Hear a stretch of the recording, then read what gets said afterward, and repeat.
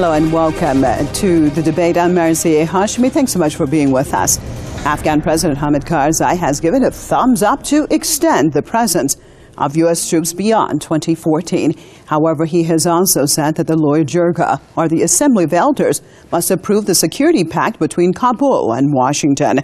Now, many Afghan citizens want Washington to leave their country. The central issue for the Assembly is the issue of immunity for American troops that will remain in the country after the withdrawal of its allies' forces by the end of 2014. What will this do to Afghanistan, and why does the U.S. want to stay in Afghanistan when more and more Americans are dissatisfied with the deteriorating social economic conditions back home? Tension is high in Afghanistan after the country's president declared that Kabul has reached an agreement over a security pact with the US.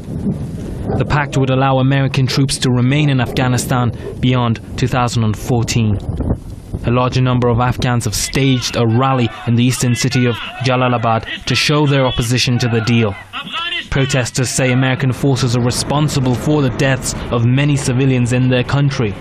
Demonstrators also called on members of the Loya Jirga to reject a possible agreement.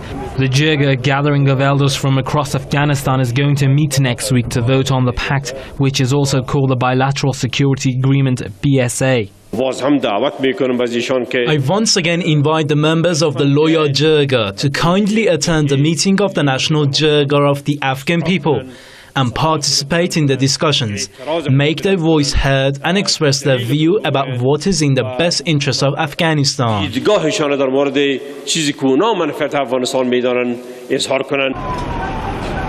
Violence has surged in Afghanistan ahead of the Jirga meeting. This is the aftermath of a bomb attack near the venue of the discussions in Kabul. The blast left several people dead. If the Jirga approves the pact, it will go to the parliament for approval too. The security agreement, known as the Bilateral Security Agreement or the BSA, is part of the strategic agreement signed by Obama and Karzai in July 2012. Under the agreement, the two sides must sign a security agreement before the end of this year. Otherwise, the US troops will have to leave Afghanistan in 2014. The issue of granting legal immunity to American forces has been a sticking point in the pact, to which many in Afghanistan are opposed. Washington insists that its troops must be given immunity, but Afghan officials have said they would not accept this. It's unclear if Karzai has backed down from his stance on the issue. Afghan people are growingly angry with foreign forces, particularly the American troops, over their operations, which have on many occasions caused civilian casualties in different parts of Afghanistan. Many in Afghanistan now say foreign troops have not improved security in their country, but quite on the contrary, they have deteriorated the security situation in the country. I'd like to welcome my guest to the program, former American intelligence linguist out of Florida, Scott Rickard, and former American diplomat out of London, George Lambrakis. Thank you so much for being with us. Well, let's start this off in London. In your perspective, sir, why does the United States want to stay beyond 2014 in Afghanistan? Well, as I understand it, there are two main reasons. One is to continue helping the Afghan, particularly the security forces, prepare to take on the responsibilities of controlling the situation and protecting the Afghan people against the kinds of attacks that happen today in the context of this, of blowing up people and blowing up things, terrorism that has been taking place, presumably backed by the Taliban, if not others. And that is the main reason. There is additional reason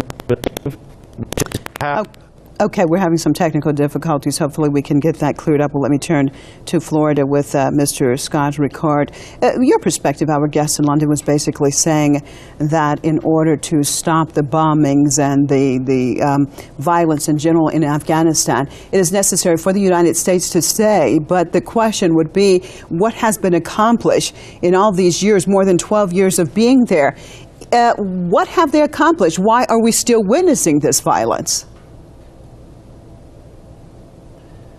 Well, to say that the American troops and the American influence needs to continue in Afghanistan is fairly irresponsible. After 12 years, obviously, they're not taking the right approach.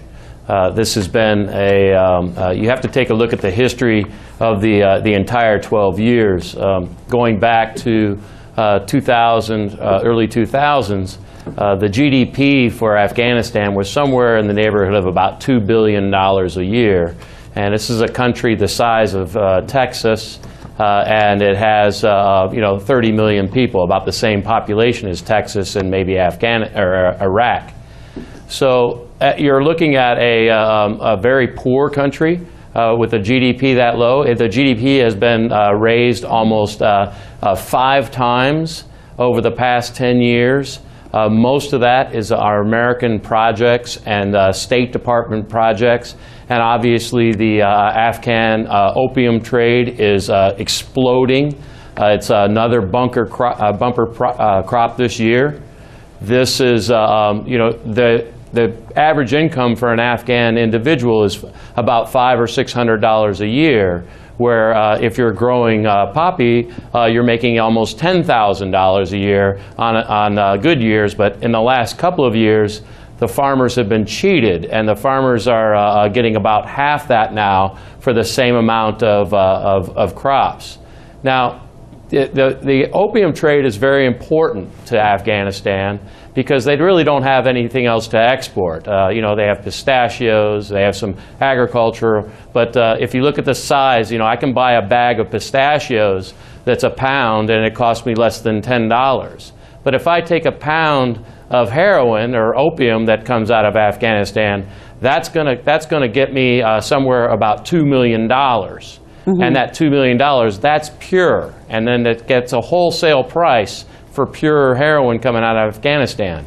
So these are the issues that are really driving Afghanistan. That's a $700 or $800 billion industry once it gets into the pharmaceutical industries. And then you have $1 trillion worth of military-industrial complex revenue that's been made. And really, Afghanistan its GDP is really only about 8 to 9 billion now. So if you look at the facts of the finance, Mr. Rickard, let me just jump in here. Go ahead. You've been talking about the opium trade. I want to look at the role, if any, that you see the United States playing in that, because at one point in time, basically the poppies, the industry basically was decreasing, but we have seen a boom now in this industry. What role, if any, do you think that the United States plays in this business? An incredible role. The United States consumes half of the world's pharmaceutical drugs, and 60 to 70% of the heroin and opium in the world produced is coming out of Afghanistan. And then another 30% is consumed by Europe. So 80% of the actual pharmaceutical drugs being consumed in the world are actually consumed by the same people that are manipulating Afghanistan. And the military is heavily involved, the CIA is heavily involved. They're transporting these drugs out of Afghanistan and getting these drugs into both illicit and also commercial trade. And there's a lot of money involved in the transport, and there's a huge upsale. I mean, the farmer's getting very little for his product, and it's almost 100 times profit once you get it into the wholesale market. Okay, well, let me turn to Mr. LeBlanc to get him back in on this discussion. In your perspective, why does the United States want to stay in Afghanistan, what appears to be forever? Well, I don't know about forever. I doubt it's forever. We've had a good description of a lot of things happening in Afghanistan. I don't think they're related at all to the issue we're discussing tonight. It's nice to know about the drug trade in the world. These are different issues we can discuss another time. However, as I was going to say, in addition to helping the security forces, which is the Army, the police, any other security forces there are, to become better at protecting people in Afghanistan from the kind of terrorism that has come through the Taliban, the main other reason the United States wants to stay there is in case the Taliban do come back to a certain degree, and it looks like they probably will, because there will probably at some point have to be some kind of a compromise agreement between the government and the Taliban that will allow them to do a certain amount. If they come back and allow Al-Qaeda to do what it was doing when the Americans first came into Afghanistan, let's not forget why the Americans came in the first place, then the Americans will have a presence there, a small presence, but a presence that can go in very quickly to try to stop this Al-Qaeda part of the Taliban issue. And if there is no Al-Qaeda being protected by the Taliban as they were before, then probably the Americans will at some point certainly remove the troops they're keeping there for that purpose, and maybe eventually, when they feel the training has reached enough of a level, then all the Americans will leave. So you said, sir, let me just jump in here. You said basically what Mr. Rickard had said, excuse me, what Mr. Rickard had said regarding the drug industry in Afghanistan is a totally different subject. So you're saying that basically the Americans have nothing to do with the industry, the opium industry that is basically seeing a boom under the ruling of the Americans. So are you saying that the American soldiers, the Americans play no role in this industry at all? Well, I don't think the boom is because the Americans want to have a boom. It's because they are over those areas, sir. They are over those areas that are thriving. So, well, yes, I know they are over those areas, but it is not easy to deprive people of their living if you can't find something else. And that's always been the problem with drugs around the world. Okay, what about that, Mr. Rickard? What about that, Mr. Rickard? After 12 years of the United States being in Afghanistan, he said because it's very hard to deprive them of basically the main industry that they have. What about the lack of infrastructure? Can we look then at that aspect, the lack of infrastructure during this more than a decade that the United States has been in there, with all the billions, if not more, dollars being spent? Why didn't they try to actually develop that side of things? Wouldn't it have been likely that we have not have seen the people go to the illicit drugs? Florida, sir. Go ahead, Mr. Rickard. After they do the infrastructure. Well, I find it remarkable. Excuse me, Mr. Lambrakis. Go ahead, I find please. it remarkable that Mr. Lambrakis is basically so disillusioned by the actual facts. That, you know, I assume a Greek, today marks the 40th day, or 40th year, excuse me, of the anniversary of November 17th, and basically the junta when they took and murdered people in Greece. And being potentially related to Grigoris Lambrakis, who was also murdered in 1963 in Greece, he should be very aware that the CIA operates in very bad ways around the world. So I find it remarkable that he would think that we're just trying to do good things in Afghanistan. The fact remains that all of the opium production, 80%, happens in the south of Afghanistan on the borders with Pakistan and Iran. And that is very easy. Which is where the Taliban is This is all being produced in 1,000... Excuse me, Mr. Lambrakis. That's where the Taliban is strongest. There's 1,000 square miles where there's 1,000 square miles, it's flat land, and this is where they've been growing it and allowing them to grow it for so damn long. And the reason they allow them to grow it is because it is hundreds of billions of dollars a year in revenue for the pharmaceutical industries. It is hundreds of billions of dollars in year in illicit activities and revenue. It is black money, and they're only putting in several $billion a year. Excuse me, Mr. Lambrakis, quit interrupting me. They're only... Go ahead, I will Mr. Rickard. give you proof. And they're only actually putting several $billion a year into Afghanistan infrastructure. And so you look at the trillions of dollars that are spent on the actual war and the trillions of dollars that are made on the actual heroin trade. That is the underlying root of the problem. And there is absolutely no end to the amount of minerals that they could actually get the war to end. Go ahead, Mr. Nowhere Labrakis. near that, but anyway. Go ahead, sorry? London, go ahead. You can comment now, sir. Well, I have to come in because there's a whole series of exaggerations that Mr. Rickard, who likes to throw around a lot of facts, also throws in a lot of non-facts in among the facts. And let's face it, the U.S. doesn't control things around the world. The CIA does not control what happens in Afghanistan or Iraq or Greece, for that matter. Yes, the CIA gets involved in things. Sometimes they have to go along with bad things happening in countries because they can't do anything about it. They have to always look after American national interest. And while Mr. Rickard seems to think almost anything the American government does overseas must be bad, because after all, there is this bad thing called the CIA, which does only nasty things. And then there's also the industry that produces the medicines of the world that does bad things sometimes too. And therefore, I'm not sure what that has to do with the issue we're discussing today about why Americans want to stay in Afghanistan. Okay. Well, let me just cross over to our Facebook page so we can take a look at some of our comments from our viewers on this topic. Let's take a look. For God's sake, why must American troops remain in Afghanistan after killing thousands of innocent Afghans? No deal should be signed with America. The BSA will only serve the American interests. Afghan people will get nothing from it.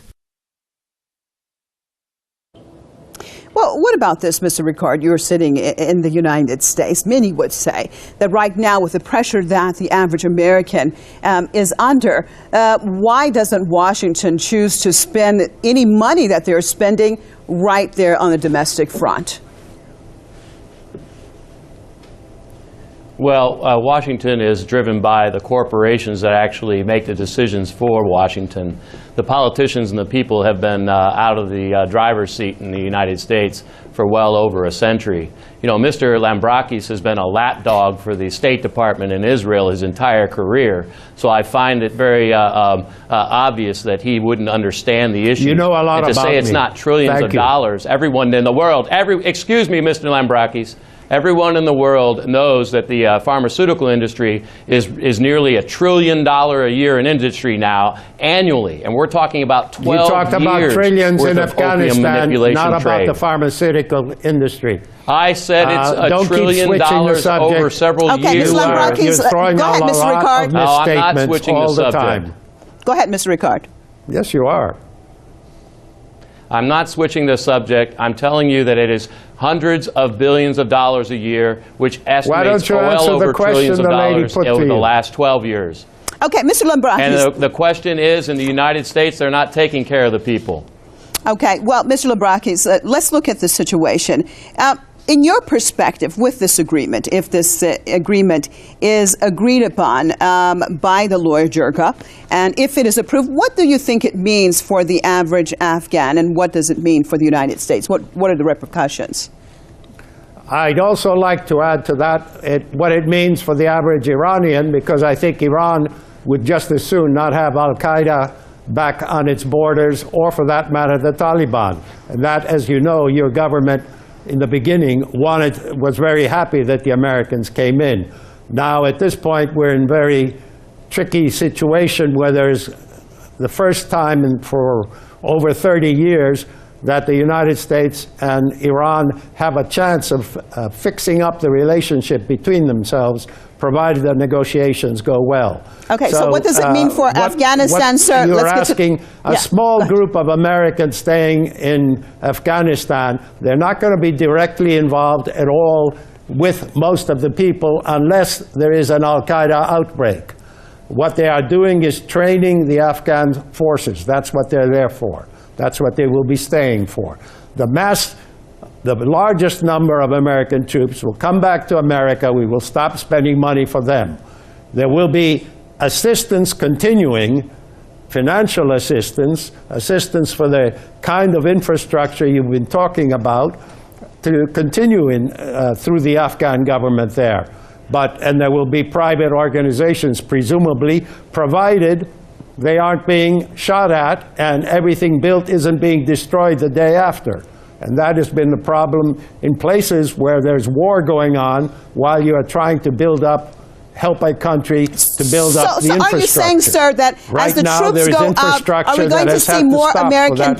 going to see more American private contractors come in there in place of the troops, as we sort of saw and see in Iraq? I doubt that, but who knows who the Afghans may choose to hire to help them do things. Okay. I don't think the private contractors are going to come in, particularly if there isn't any security. Okay, so Mr. Rickard, because I'm just about out of time. Mr. Rickard, how do you see, I want you to answer the other part of that question that I asked our guests in London. What do you think, if this pact is approved, the signing, especially the aspect of the immunity for American troops, what does that mean for the Afghans themselves?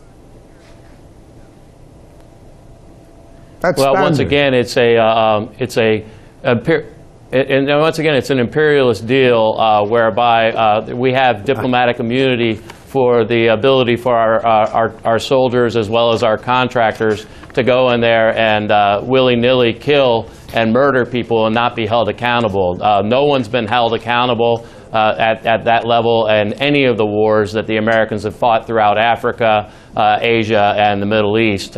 So you don't have accountability, and that's why they're demanding it, because that's the only way they can operate. This is not this actual warfare that's been going on has become so dirty. If you watch Dirty Wars, it's an incredible documentary. It'll tell you exactly what's going on throughout Afghanistan. All right, I'm so sorry, we're out of time. This is the kind but of I appreciate both of you guys being with us. Sorry, we're out of time. Thank you, former American intelligence linguist, Mr. Scott Rickard out of Florida, and former American diplomat, Mr. George Labraskas out of London. And as always, viewers, we appreciate you for being with us right here on this debate. Make sure you join us right here, same time, same place tomorrow. I'm Marzieh Hashemi, signing out for myself and all the crew right here in Tehran. Thanks so much and goodbye.